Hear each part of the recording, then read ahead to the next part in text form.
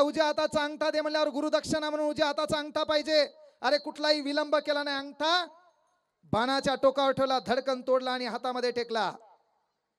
द्रोणाचार्य ऋषीच्या मनामध्ये स्मित हास्य की आता तरी माझा अर्जुन जगातला सर्वश्रेष्ठ धनुर्धारी बनणार आहे.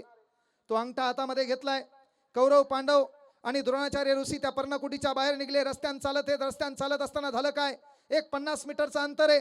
50 मीटरचं अंतर पार करतो न करतो तोच त्यांच्या पायामध्ये एक साप आला. साप त्यांना चावणार आहे, डसणार आहे. तेवढ्यात मागून एक बाण आला, सापाचं धड डोक्यापासून वेगळं केलं. सापाची 2 तुकडी झाली. 2 तुकडी झाल्यावर द्रोणाचार्य ऋषीच्या मनात विचार आला, हा बाण माझ्या आवडत्या प्राणप्रिय विद्यार्थी अर्जुनाने मारला असेल. बाजूला पाहिला अर्जुन बाजूला चालत होता. हा बाण दुर्योधनाने मारला असेल. बाजूला पाहिलं दुर्योधनही बाजूला चालत होता. मागं वळून पाहिलं एकलव्य आपला बाण सावरत होता. द्रोणाचार्य ऋषी कडाळले, तू मला फसवलं. मी तुला गुरु दक्षिणा म्हणून उजव्या हाताचा अंगठा मागितला होता, तेव्हा आपल्यापैकी बसलेला गोरगरिबांचा एकलव्य कडाडला. ऋषी मुनी मला माहित होतं मी अशी धनुर्विद्या शिकणार आहे, मी कुठंतरी माझं अस्तित्व निर्माण करणार आहे, माझं नाव निर्माण करणार आहे. कुठला तरी गुरु येणार आहे, तो गुरु मला मी धनुर्विद्या शिकली म्हणून उजव्या हाताने अंगठा मागणार आहे. म्हणून शिकतानाच धनुर्विद्या मी डाव्या हाताने शिकलो. शिकतानाच धनुर्विद्या मी काय केलं, डाव्या हाताने शिकलो. बदलत्या काळाची चित्र आपल्याला लक्षात आली पाहिजे. येणाऱ्या काळात आपल्याला करायचंय काय, परिवर्तन करायचंय काय, सहज होणार नाहीये. काय करायचं तर करा, वेळेला वेळ द्या. नसता वाईट वेळ यायला जास्त वेळ लागणार नाही. प्रबोधनानं तात्पुरता माणसाच्या डोक्याचा विकास होतो. मायबापाचा फोटो जवळ असेल, मायबापाची परिस्थिती आपण आठवली असेल, माणसं नीट होतात. पोरियो, तुम्ही जेव्हा तुमचा जन्म होतो, जन्म झाल्यावर बाप, तू जन्मल्यापासून तुझ्या लग्नापर्यंत अवरात्र तुझ्या बद्दलचा विचार तुझ्या बापाच्या लक्षात असतो. काय करायचं पण आपल्या व्हॉट्सअपवर, फेसबुकवर, इंस्टाग्रामवर एखादा भिकारचोट आपल्या सौंदर्याची प्रशंसा करत असेल तर त्याला भाकर टाकायचं काम करायची नाही. आपण छत्रपती शिवाजी महाराजांच्या महाराष्ट्रात राहतो. पळून गेल्या तर तिकडच तुम्ही मेलेल्या बऱ्या. पळून जायचं नाही. आणि कोणीतरी आपल्याला भाळल, कोणतरी डायलॉग मारल तर आपण एवढ्या नाबालिक नाहीत.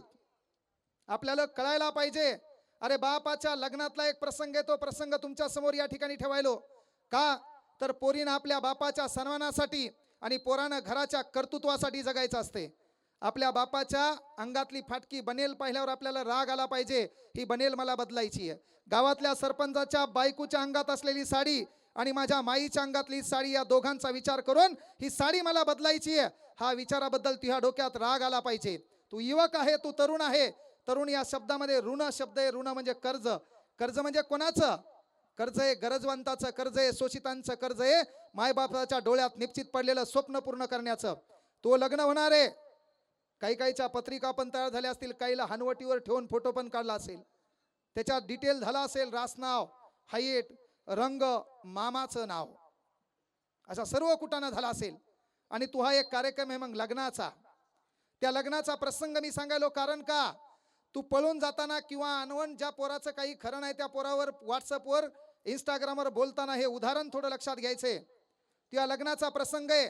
बापानं अख्खी हयात घातलेली आहे, माझ्या पोरीचं लग्न करायचंय, माझ्या पोरीला मला सुधरायचंय, माझ्या पोरीला चांगल्या घरी द्यायचंय. यासाठी बापानं अख्खी हयात घातलेली एक प्रसंग तू आहे. तो प्रसंग आहे तुझ्या लग्नाचा. बापानं शेतातलं माळवा असेल, आपली शेती असेल, कुठे एखादा एकर इकला असेल, मोठा भाऊ कोणाच्या घरी कामाला असेल, अख्खी हयात बापानं कोणाकडे कामात घातली असेल, आणि तो बाप त्या लग्नाचा प्रसंग तुला आठवायचा आहे. शेवटचा प्रसंग आहे लग्नाचा. बापानं छानपैकी मंडप टाकलेला आहे, स्वयंपाकी लावलेले आहेत, बँडवाले लावलेले आहेत, बाप झगामगा नवी कपडे घातलेले आहेत. याच्या अगोदर बापाच्या अंगातली फाटकी बनेल कधी बदलली नाही. तो बाप नव्या कपड्यात तुला दिसणार आहे. तुझ्यासाठी भारी झरदारी साडी असेल, त्याच्यानंतर हुंड्याची व्यवस्था केली असेल, आणि तुझ्या लग्नाचा प्रसंग चालू असेल. दिवस रात्र बाप वाढणार आहे. पाहुण्याची काळजी घ्या, पाहुण्याला जेवायला वाढा, कोणी जेवल्यापासून जाऊ नका, असं बाप दिवस रात्र बोंबलत राहणार आहे. आणि शेवटचा वेळ येणार आहे 4 वाजता. 4 वाजता त्या लग्नाचा प्रसंग आहे, लग्न लागलेला असणार आहे. आणि आता त्या विदाईचा कार्यक्रम आहे. त्या विदाईचा कार्यक्रम असताना तू निघत जाणार आहे. निघून जात असताना गाडीकडे वळणार, नवरदेव पुढे चालत आहे, मागं तू चालत आहे. मागं चालत असताना वळून तू मागं पाहणार. तुही माय हंबरडा फोडत रडत तुझ्यापाशी येणार, तुला गळ्यापाशी लावणार. तुझा भाऊ रडत येणार, तुही बहीण रडत येणार, तुही आजी रडत येणार. गावातल्या जे काही वयोवृद्ध बाया आहेत म्हातारी माणसं आहेत ती तुला रडताना दिसणार. अचानक तुझी नजर त्या बापाकडे जाणार. तो बाप मंडपामध्ये कुठतरी काम करताना दिसणार. तू गाडीच्या जवळ जाणार. गाडीच्या जवळ जात असताना नेमकं गाडीमध्ये पाऊल टाकणार. पाऊल टाकताना पुन्हा तुझी नजर मागं जाणार. मागं नजर गेल्यावर पाहणार तुझी माय तुला रडताना दिसणार. तुझा भाऊ तुला रडताना दिसणार. तुझी लहान बहीण लगबग तुझ्यापाशी येणार. तुझ्या हाताला धरणार. तुला मिठी मारणार. ढसा ढसा ती रडणार. तेव्हा पुन्हाही तुझी नजर तुझ्या बापाकडे जाणार. तुझा बाप तुला मंडपामध्ये काहीतरी काम करताना दिसणार. तू गाडीमध्ये बसणार. गाडीमध्ये बसण्याच्या वेळी तुझा बाप तुला जवळ घेणार. तू डोकं त्याच्या छातीशी लावणार. तुला आशीर्वाद देणार. निर्दयी काळजानं तुला वाट लावणार. तू गाडीत बसणार. गाडीत बसताना काचातून मागं पाहणार. मागं पाहता पाहता तुझं लक्ष तुझ्या माईकडे जाणार. तुझी माय फुंदके देत रडताना तुला दिसणार. तुझी बहीण तुला रडताना दिसणार. तुझा भाऊ तुला रडताना दिसणार. गावातले लोक रडताना दिसणार. गावातले वयोवृद्ध लोक रडताना दिसणार. तू गाडीत बसल्या बसल्या पुन्हा तुझी नजर तुझ्या बापाकडे जाणार. बाप तुला मंडपामध्ये काहीतरी काम करताना दिसणार. तुझ्या डोक्यात एक विचार येणार. 20 वर्ष ज्या घरामध्ये राहिले, शाळेमध्ये असताना दप्तराचा प्रश्न पडला. बाबानं दप्तर पहिल्यांदा मोठ्या भावाला घेतलं, पण माझं दप्तर मोठ्या भावाचं मला वापरायला दिलं. मी कधी पंजाबी ड्रेस आणा म्हणलं तर माझ्या ड्रेसला वेळ लावला, पण भैयाला कधी कपड्यामध्ये दिरंगाई केली नाहीये.